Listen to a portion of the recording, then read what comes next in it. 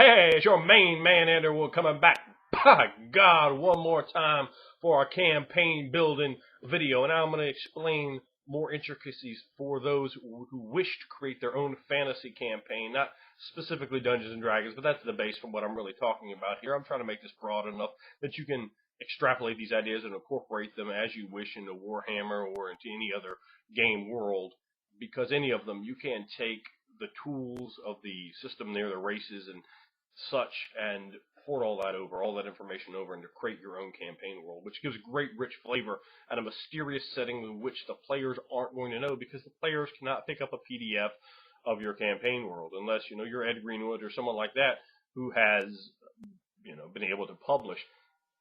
Now, After Gods, which I talked about in the previous video, check that one out if you haven't already. The next logical thing to talk about are races. Now, this really individualizes and makes your world distinct. In the Dungeons & Dragons 3.5 Player's Handbook, they present 7 races. The very first thing you want to do in your game is do not have that exact same list of races. I said that very slowly, and I want you to think about that. Do not do that. That is one of the worst ways to make your game generic. You do not ever want your game to be generic. You want it to pop and to sizzle and to have that unique flavor to your campaign world. So the easiest thing to do there, you have those 7 races. Take one of them, pull it out completely. Say perhaps elves can't breed with humans. They just can't. It won't happen. They have sex, but they won't have children at all. But perhaps elves and dwarves can breed, and they create some kind of children that's quite common. So boom, all of a sudden, half elf, half dwarf. That's interesting. I might like to play that.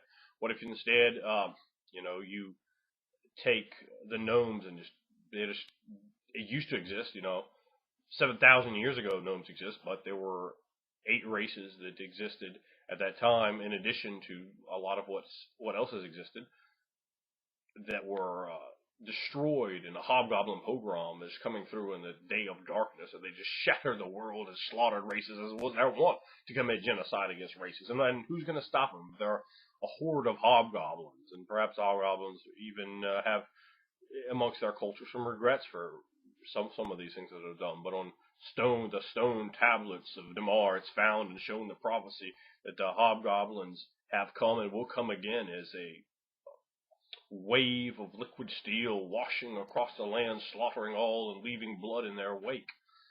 And this, oh boy, God, how scary are hobgoblins now? They genocided 8 races. They wiped it from the face of the earth.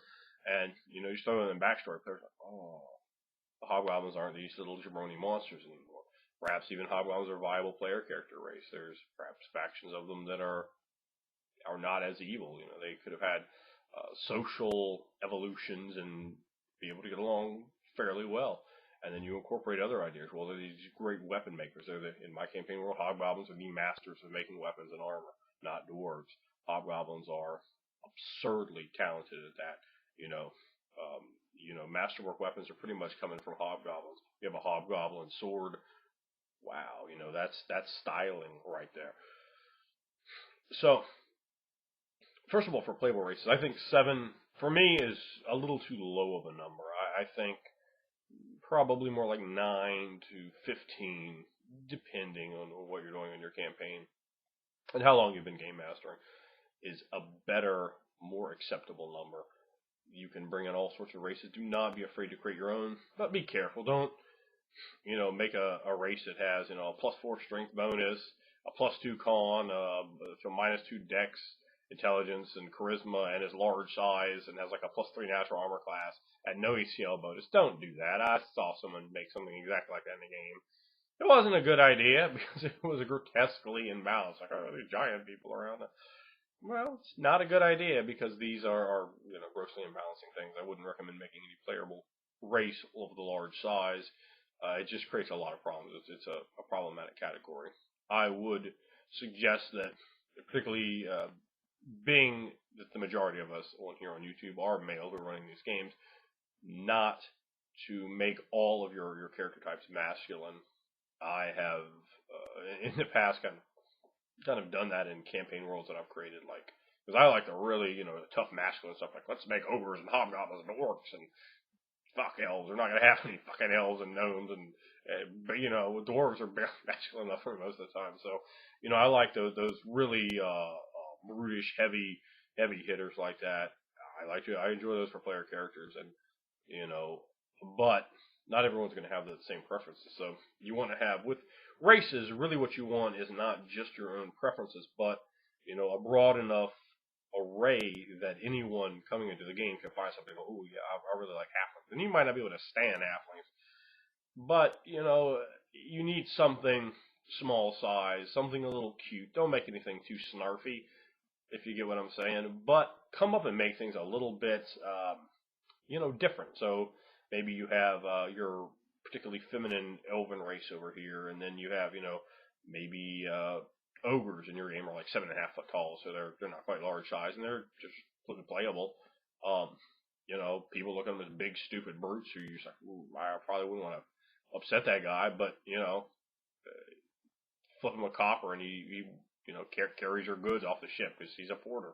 That's what he does for a living because he's stupid and really, really strong, but he still has to make a living in the city. He's not out there mugging people. He's just a dude who happens to be really big and really dumb and has a really bad temper, and will stick you right in a piece if you don't recognize that.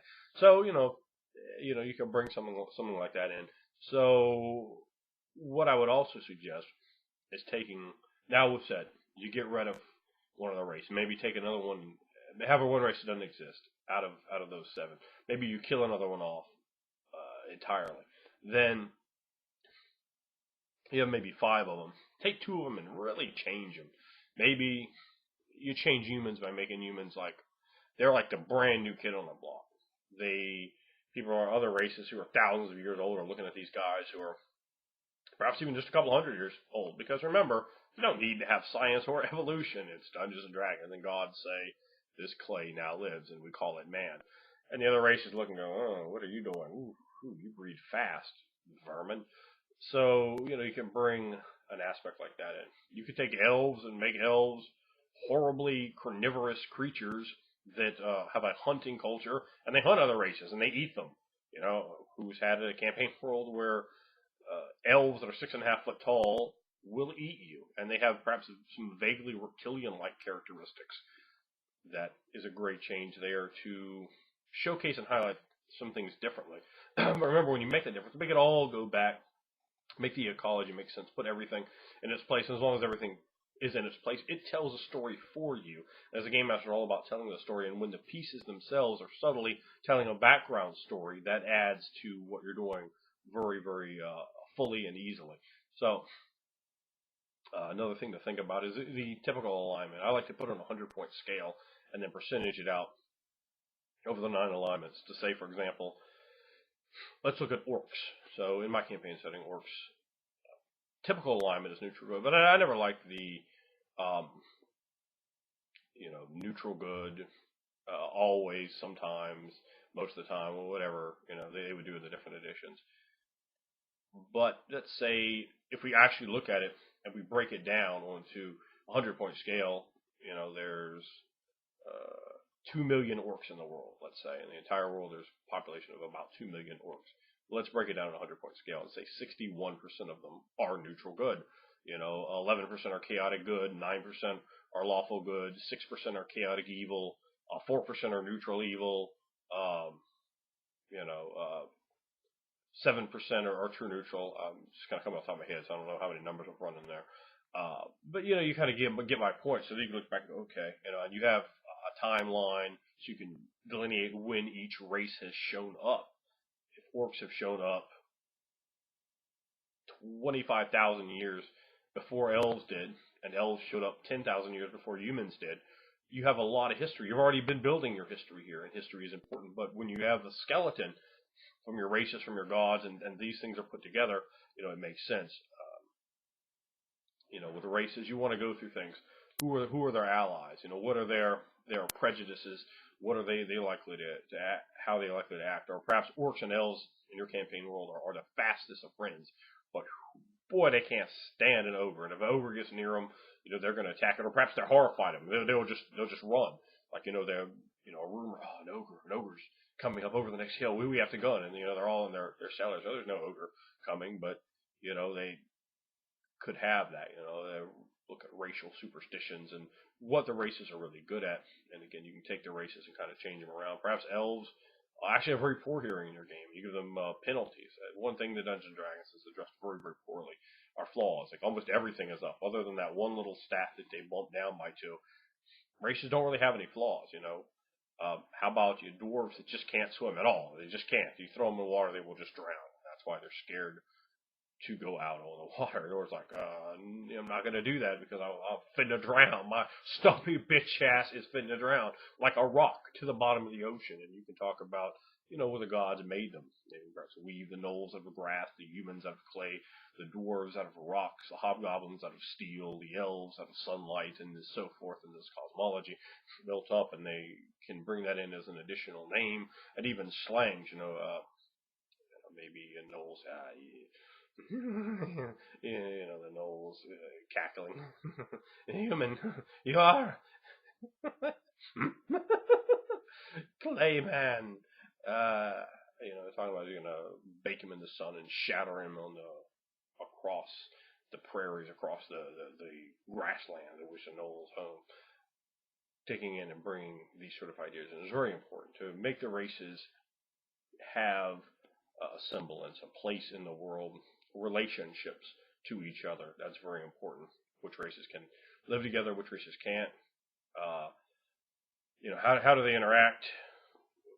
Who is perhaps at war at certain times with other races, or has various different racial prejudices and dislikes towards them. And generally, don't be afraid to go in and tinker with them. Make your elves a little different. Make your dwarves a little different. Perhaps you don't have either one of them, and it's a kingdom ruled with the primary race being gnolls, and that's a world that's quite different. So think about that. How do you make your world distinct and different in campaign building? You don't just want to build a really detailed, thorough world with a good history and such that isn't different. It's just generic, because if it's already been done, you're going to throw a complete comparison towards something else out, and something else in like a box campaign setting that, quite frankly, have vastly more detail than your world possibly can, because they have dozens and dozens of writers for some of these things and decades of material to fall back on. So, sitting down and creating, you really can't compete with that. However, the easiest way to not compete with that is to make your world very different from that. The ways to do that are quite quickly with your player races. Make them different, make them memorable, and the players are going to gravitate towards them and have a lot more enjoyment, a lot more interest in what you're presenting if they see something that's not the same stock standard individual idea out of the player's handbook. So make it different and think about what races you put down. And I'd like to hear from anyone out here that's created their own campaign world, what races other than those in the player's handbook have you used as just normal standard races that there are lots of, and it's just straight if you see one in town in your campaign worlds, and which of those particular 7 races have you either had not exist or changed dramatically, or done something different with. So I'd like to hear about that in the notes section below. So thanks for watching, guys. Remember to rate, subscribe, and especially comment, because that's actually what I really care about. Getting that going and keeping the conversation moving.